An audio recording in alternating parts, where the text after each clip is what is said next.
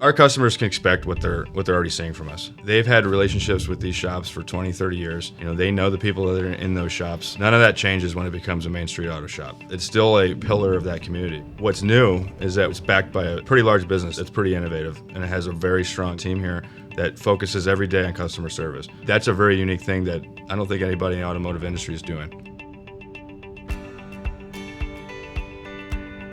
We go out and find really great auto repair shops. We've got a team of business development reps all across the country who go out and develop relationships with auto repair shop owners, learn more about their business, and then make an offer to acquire the shop for the really good ones that seem to fit what we're looking for. From there, if they agree to our offer, they'll be shepherded through a process to closing, and then even beyond closing, making sure that those shops are integrated well with our broader company. I've pretty much been in the automotive industry all my life.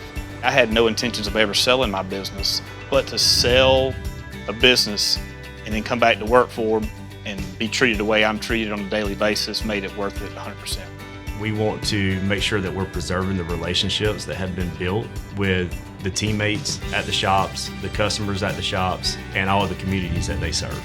We send over a non-disclosure agreement, which is going to protect anything that they share with Main Street Auto. After we receive these non-disclosure agreements, we'll set up what we call a site visit for the seller to learn more about us. At the same time, we're going to learn more about the operations of that shop as well, which leads into coming up with a mutual agreement. We'll send them over what we call a letter of intent, and from that point, we'll go into diligence and then the closing of the shop. The selling process usually takes around 120 days from the initial introduction.